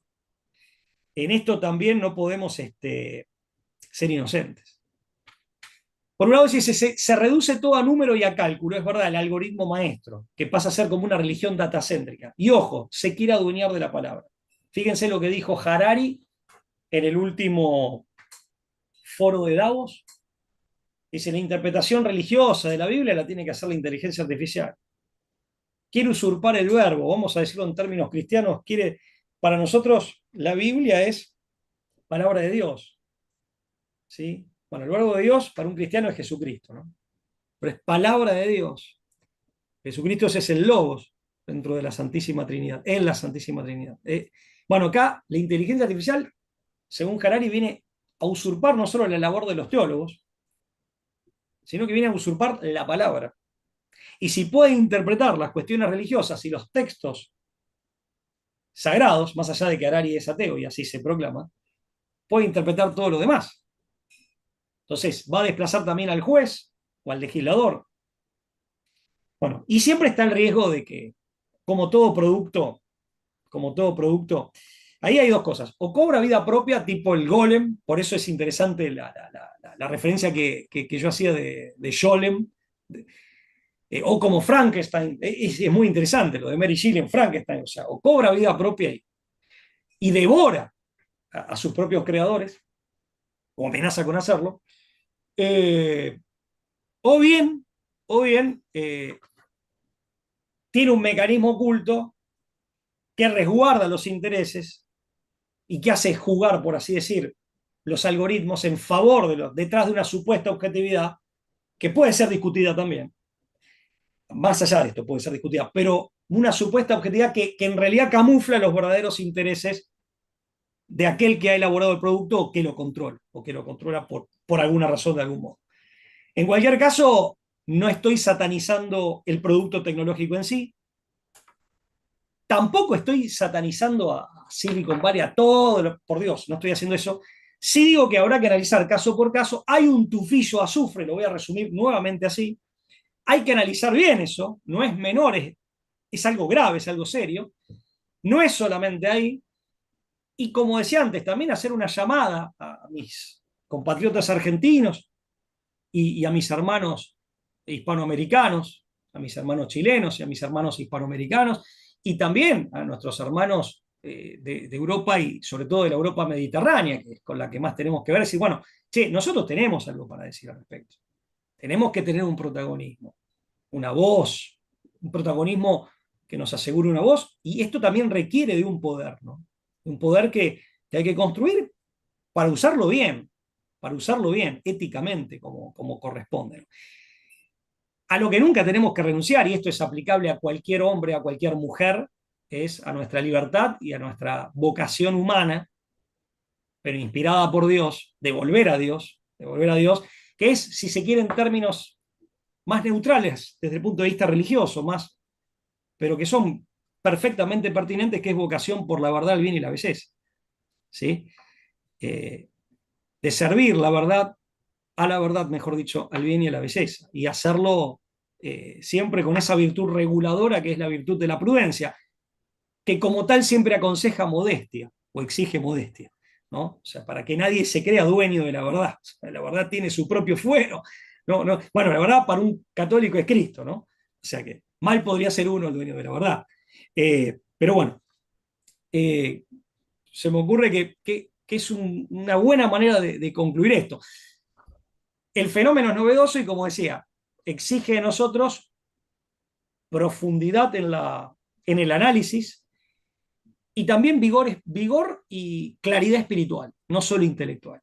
No, meterse con estos temas no es fácil. Por eso no está de más invocar a los ángeles buenos, invocar a los santos, a la Virgen María, a Jesús, bueno, invocar a Dios, ¿sí?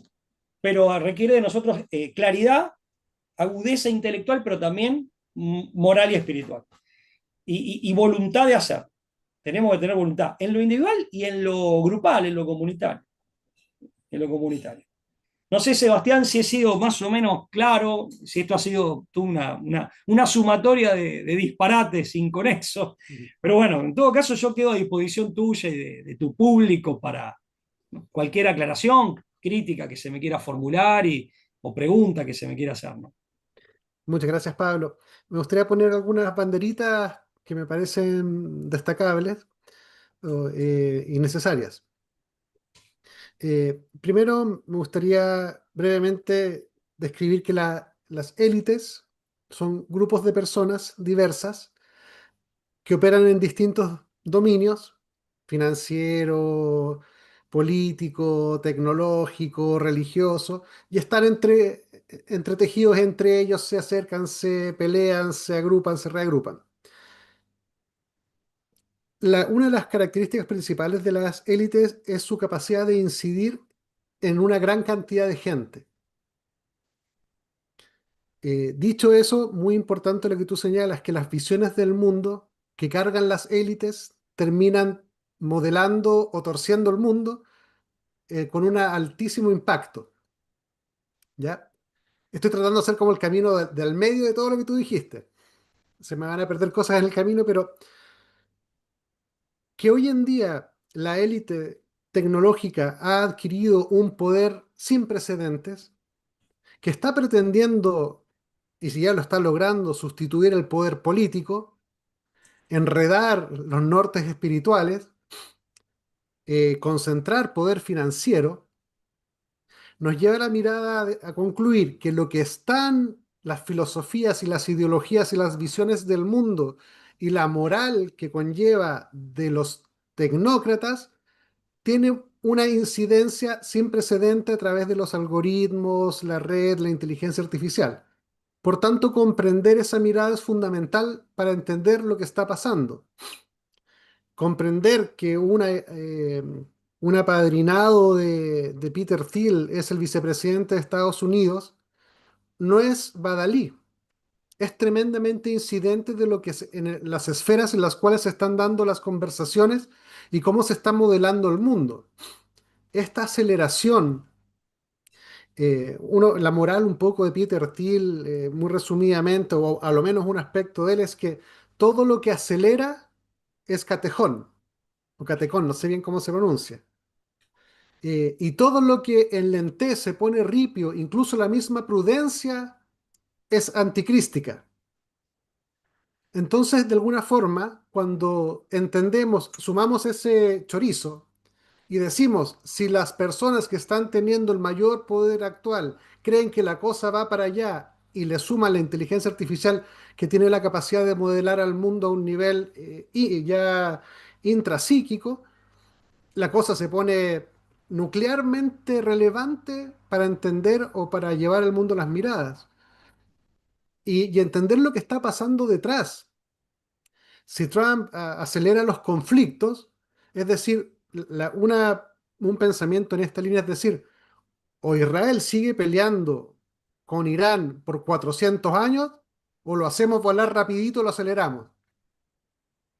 Eso es una posible lógica, pensamiento posible. Entonces, entender esta nueva teología del poder, esta mirada del mundo que da vuelta a muchas cosas cristianas, entre otras cosas. Por ejemplo, una cosa un poco inocente quizá o profunda, depende de cómo se lea, es lo que tú decías en algún punto. La espiritualidad de la religión es una vía del alma para que en el reino de los cielos el alma vuelva a su origen.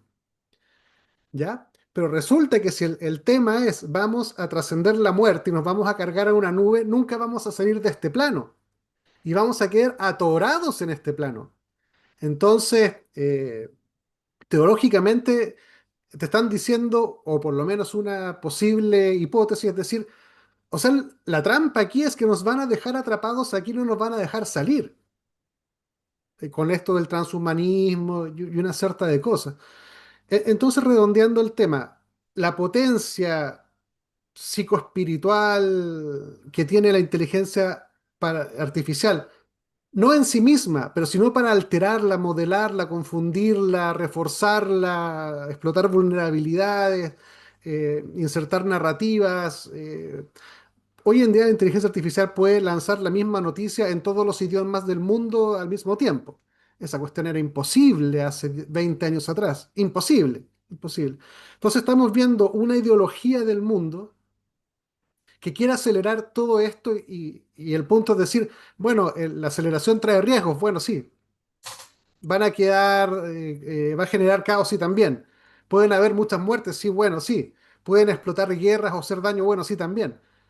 Pero todo aquel que quiera detenerlo está con el anticristo. Y ahí se ve lo que te preguntaba al principio. Cuando la gente empieza a pensar en esos términos morales de que esto es una religión y yo soy un mesías y acá hay un mito fundacional que yo soy el elegido para interpretar y además tengo el poder para implementarlo por la razón o la fuerza, vaya que hay que prestarle atención a ese discurso, a ese nivel y a ese poder. Palantir mismo, que también trabaja con el Mossad, es básicamente un sistema de vigilancia mundial con IA 24/7 con capacidad predictiva que entra todas las datas que tengan de ti desde que tú naces, tu navegación, tu pensamiento político, tu perfil psicológico, todo, todo, todo, todo, para predecir, porque eso es lo que hace muy bien la inteligencia artificial, saca patrones y Tal predice. cual. Entonces, lo que a mí me queda de lo que tú dices es, las filosofías y las concepciones del mundo han modelado el mundo. Hoy en día esa filosofía que se está anichando en un entretejido tecnocrático, político, de magnates y qué sé yo, tiene una herramienta sin precedentes que es la IA. Esa visión, hay que estar alerta de esa visión porque el poder que tienen para implementarla es sin precedentes. Y la mirada religiosa o cristiana ve cómo saca algunas hipótesis bien alarmantes. Por ejemplo, en esta filosofía, yo asumiría que si hay que tomar riesgos en medicina también, porque no solamente en tecnología, sino que si vamos a curar el cáncer y para eso hay que probar cualquier cosa en la gente, probémosla. Y cualquiera que diga, no, esto es imprudente, va a ser tildado de hereje y va a ser señalado como el enemigo y va a ser tildado de un emisario del anticristo. Y yo voy a tener la obligación moral mesiánica de luchar contra él, en un simplismo Tal cual. terrible. Toda esa enmarañada que yo he agarrado de todo lo que tú dices, es fundamental que todos la tengamos en la cabeza y que la miremos bien y lo estemos mirando, porque esta relación, Peter Thiel, el anticristo, toda esta cuestión, J.D. Vance, el vicepresidente, y la llegada a Trump, es que detrás del gobierno más poderoso militarmente está esto.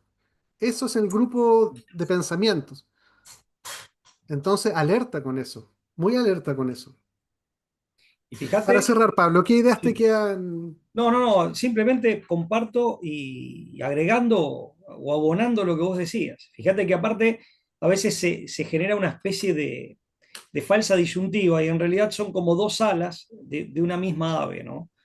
Fíjate que estos tipos, desde luego que pertenecen al sector tecnológico, pero al mismo tiempo construyen sus fortunas con el sector financiero, ¿no? O sea, ahí hay una especie también de mutua imbricación, ¿no? No es que son cosas diferentes. Porque a veces sí, pareciera decir, bueno, no, están los banqueros, el globalismo, Davos, y esta es otra cosa. Y en realidad tienen sus diferencias, pero también tienen no solo similitudes o semejanzas, sino que también tienen sus coincidencias y muchos puntos de contacto, ¿no? Sí, O sea, están absolutamente. mutuamente imbricados. Eso en primer lugar. Hay muchas cosas para decir a la luz de todo lo valioso que vos aportabas. En segundo lugar, yo no mencioné antes, lo tengo que mencionar, perdón, esa fue una emisión mía. También puede existir el pacto fáustico. O sea, gente que realmente cree en estas entidades, cuya existencia yo también entiendo que existe, valga la redundancia.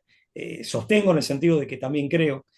Y hacen pactos fáusticos. Y para eso nada mejor que leer el Evangelio, las tentaciones a Cristo, ¿no? En el desierto.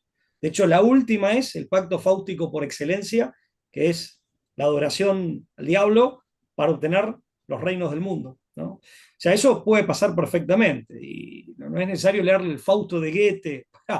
Pero sí viene bien leer las tentaciones en el desierto a Cristo. Cristo va rechazando, obviamente, porque eso sí, sí claramente ha pasado en la historia y puede pasar, sin ningún lugar a dudas. El otro punto, ¿hay un deep state? Sí. Y de hecho, ya hace mucho que el profesor Scott, en su momento, de la Universidad de Berkeley, empezó a hablar del estado profundo. Hay un deep state y hay un concepto de este profesor Dugin, que yo mencionaba antes, perdón, que es un deeper state, es decir, un estado más profundo. Que Dewey justamente dice que al parecer existe el deep state, pero un deeper state, es decir, un estado más profundo, deeper, y que sus portavoces son hombres como Thiel y los tecnócratas de Silicon Valley, porque finalmente sus empresas se manejan con la lógica y en el mundo propio del capitalismo financiero. Entonces, el Deep State sí queda vinculado a la Agenda 2030 en sus aspectos más woke, pero hay un deeper state, ¿sí? Que sería como otra capa de la cebolla, y esta gente sería una de sus expresiones. Igual, los imperialismos siempre son como esas cabezas de ese monstruo del apocalipsis, que de una cabeza salía otra, o de un cuerno sale otro. Entonces, que destruye al anterior. O sea, los imperialismos van engendrando peores versiones, versiones más perversas, ¿sí? Versiones más corruptas en su propio seno, ¿no? Porque en definitiva son caminos de perversión, son deslizamientos, precipitación, fenómenos de precipitación de una perversión a otra. Finalmente uno termina alimentándose y devorando al otro, pero nace del otro, por así decir. Eso también lo quería mencionar. Yo creo que el último punto, si quieres, para no abusar de tu tiempo, estimado Sebastián, ni del valioso tiempo de todos tus seguidores, en todo caso lo podemos seguir en otro momento. El punto es que también pueden lograr esto si nosotros estamos distraídos. O sea, solo pueden lograr esto si el grueso de la gente, eh, los pueblos, por así decir, nuestros líderes naturales, nuestras dirigencias naturales, si estamos distraídos, mirando para otro lado, o, o consumiendo mentiras de las cuales nos convencen, y perdemos la vocación como pueblos, como naciones, tenemos que hablar de una sana vocación de poder, siempre orientada al bien común, pero de una sana vocación de poder, que es un signo de vitalidad. ¿Sí? Y como personas, de una vocación sana también de libertad. Entonces, y estar, celebro lo que dijiste en el sentido de que del acierto, de algo trágico que señalaste, de algo maligno, de hecho, que señalaste, pero celebro tu acierto. Está clara la maniobra de inversión. Fíjate que así como el diablo es mono de Dios, todo lo que es malo, es lo que es corrupto, es una versión deformada de algo bueno, ¿no? De algo que por naturaleza, en principio, en su esencia, es o era bueno. Y por eso siempre se dan estos fenómenos de caricaturización, de desfiguración y de inversión, y de mala imitación, querido Sebastián. Y así con esa, teniendo esto presente, es muy fácil identificarlo. Sí, lo que vos decías es que dice Thiel cómo plantea él el tema del catejón cuando es exactamente al contrario. Y ojo, que no estemos como antes de la Segunda Guerra Mundial, que operaba lo que algunos autores de la época llamaban un partido de la guerra. Esto en Inglaterra. Gente que está bregando por el caos. Pero bregando por el caos para acelerar la venida del anticristo. Y si no del anticristo, alguna figura que sea una prefiguración anticipatoria. Ahí recomiendo un sacerdote, también teólogo, filósofo argentino, literato, Leonardo Castellani, que explicaba muy bien en un artículo que escribió creo que en los años 60, las profecías cómo se leen, tienen tipo y antitipo. Son profecías de un fenómeno histórico futuro, pero cercano en el tiempo, que es prefiguración a escala más reducida de lo que finalmente va a ocurrir en los tiempos finales. Entonces ha habido, por así decir, discúlpeseme la expresión un poco infantil, pero pequeños anticristos, que son prefiguración, y procesos similares que son prefiguración del momento realmente escatológico final. Eso es tipo y antitipo. Lo explicaba bien el Leonardo Castellani. Bueno, eso también nos permite interpretar, por eso digo, se pone de moda, entre comillas, la teología, y yo sí celebro esto, la teología de la historia y la teología política, y nuestro pensamiento se ve obligado a tener mayor profundidad o mayor altura para ver con claridad. En ese sentido, eh, el anticristo o finalmente quienes sean prefiguraciones del mismo, siempre van a apostar por el caos porque la estrategia, según está profetizado, es que se va a presentar como el que va a solucionar. Y aparte nos va a vender, así como Hobbes te vendía seguridad y a veces te compra con la comodidad que viene de la mano, y eso es muy burgués, de la seguridad, pero a cambio de que vendas tu libertad, bueno, también, con tal de resguardar tu vida en este mundo, va a querer que pierdas, que eso está claramente en el Evangelio. Y ahí hay un problema del transhumanismo y de la cultura moderna en general. El transhumanismo es un engendro de la cultura moderna final, si se quiere, culmine. ¿Qué es esto que decía Heidegger y que tantas veces es mal interpretado, de que el hombre está hecho para la muerte? En realidad está hecho para la vida eterna, vamos a decirlo en términos cristianos, pero tienen que pasar por el paso de la muerte. Si yo quiero eternizar esta vida, estoy cometiendo un error. Lo mismo si considero que la felicidad es ahorrarme dolores y al dolor no encontrarle sentido, y entender que la felicidad es proveerme de placeres, obtener un suministro permanente de sensaciones placenteras. Esa es una baratija que nos ha vendido el utilitarismo inglés y el hedonismo posmoderno. Es una baratija burguesa horrorosa que no tiene nada que ver con los fundamentos, no solo de nuestra civilización, de ninguna civilización que se precie de ser una civilización a lo largo de la historia. Entonces, hay un montón, también tenemos que empezar a revisar conceptos de felicidad y qué es lo que esperamos de esta vida, y saber esto que decía Heidegger, sin negar el sentido de trascendencia, al contrario, abonándolo y ratificándolo, que el hombre acá en este mundo es un ser para la muerte, tiene que pasar por la instancia de su muerte para llegar al punto final, a la verdadera vida en términos ahora sí, no heideggerianos, sino evangélicos. Que por eso se lo acusaba, entre otras cosas, a Heidegger de criptocristiano. Mira, Porque decía, en el fondo él dejaba abierta la puerta para decir, bueno, finalmente llegamos a una concepción auténticamente metafísica, ya en un sentido sobrenatural. Entonces, lo cierto es que ese trabajo nosotros lo tenemos que hacer dialógicamente, comunitariamente, nuestros pueblos lo tienen que hacer, lo tenemos que hacer como pueblos, ¿sí? Y evitar que nos compren con esas baratijas, aunque sean muy tentadoras, que nos asusten, aunque a veces hay motivo para tener miedo, pero en eso también Cristo es muy severo. Yo no sé si es una admonición, pero sí claramente es, si es un consejo, está expresado en términos muy fuertes, es decir, no tengan miedo, no hay que tener miedo y evitar que nos reduzcan. Mira, hay una frase de Perón que a mí me llamó la atención en el año 49, y esto más allá de toda política partidaria, por Dios, porque sería, digamos, estamos hablando en un nivel metapolítico, ¿sí? Pero bueno, el que lo dijo fue Perón y por eso lo cito, porque a mí me llamó mucho la atención. En el año 49 se hace un congreso de filosofía internacional en Argentina, en la ciudad de Mendoza, cerca de Chile, ¿sí? Eh, este, Vienen filósofos y Perón da un discurso, era el presidente de la nación, cierra el discurso, cierra el evento con un discurso que finalmente se publicó en un librito que se llama La Comunidad Organizada. Y hablando de los regímenes totalitarios de la época, es una expresión que a mí me ha quedado grabada a fuego, que es, son regímenes que insectifican al hombre. Tenemos que evitar que se nos insectifique, es decir, que se nos reduzca, que creo que eso está pasando de mil maneras, desde la mala alimentación, la confusión ideológica, el desbaratamiento de nuestras comunidades naturales tradicionales, se presenten en cada pueblo como se presenten, empezando por la familia, eh, la sobreestimulación, la hipererotización, la cultura dopaminérgica, la mala alimentación, o sea, de mil maneras, estamos siendo como reducidos. Eso nos conduce a una insectificación. Claro, y ahí es fácil, una vez que masificaste e insectificaste, ahí es fácil someter y que esos sometidos acepten la dominación, como decía Huxley. ¿No? Huxley lo anticipaba bien. Huxley lo decía, por momentos parecía que predecía, por momentos parecía que advertía. El que lo decía proponiéndolo era Russell.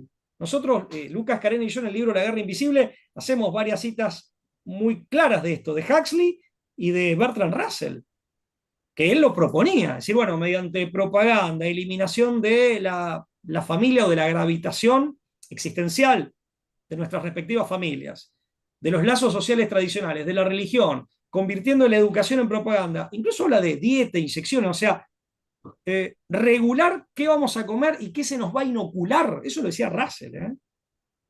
Bueno, convertirnos en eso que Perón llamaba el hombre insectificado. El hombre insectificado, insisto, vuelvo a esta frase de Perón porque me resultó siempre muy elocuente, reducido, miniaturizado, reducido a su mínima expresión. Bueno, eso es lo que tenemos que evitar que nos pase por nuestra dignidad y la dignidad de todas las personas de bien, hombres y mujeres de bien que hay en el mundo, y sobre todo la de nuestros hijos y de nuestros pueblos. Entonces, si te parece, yo por lo menos cierro con ese mensaje, no les va a resultar tan fácil. ¿Sí? Muy de acuerdo, muy de acuerdo.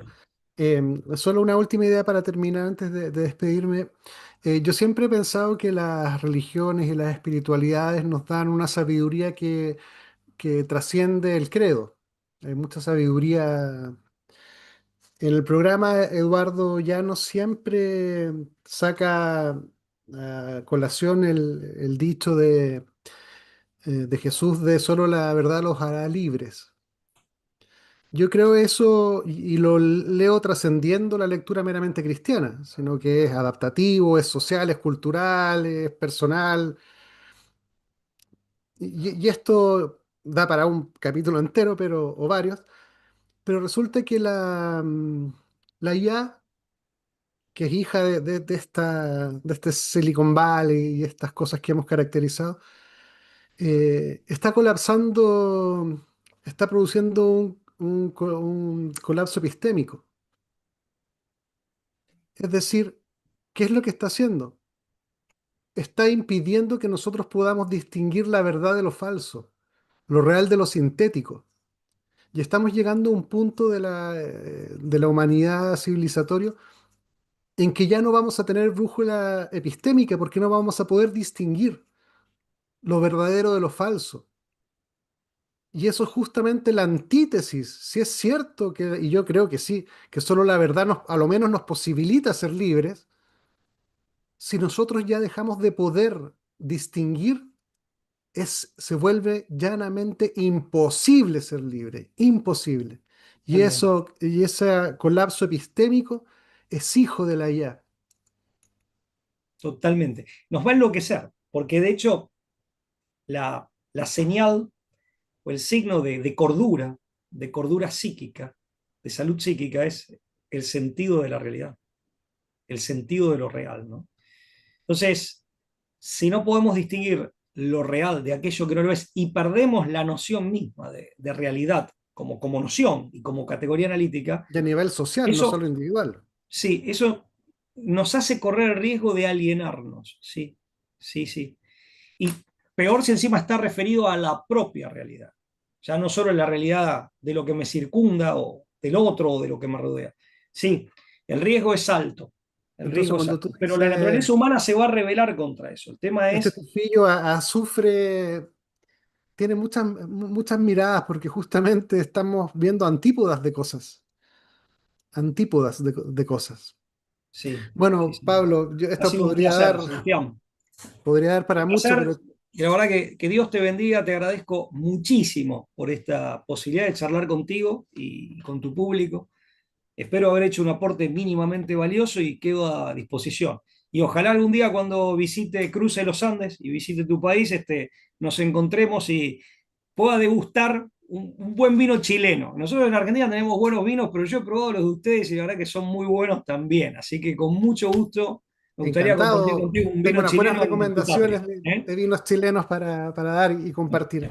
Bueno, agradecerte mucho la profundidad filosófica que aportas para entender un trasfondo que en un mundo que el capitalismo y el consumo ha desespiritualizado todo, darnos cuenta de que por otro lado una otra espiritualidad y una otra pseudo religión se yergue sobre nosotros y empieza a filtrarse desde nuestro teléfono a nuestra intimidad y con Neurolink a nuestra interioridad ya biológica, es necesario tener a vista también esos niveles. Sí. Así que recuperar también la espiritualidad buena.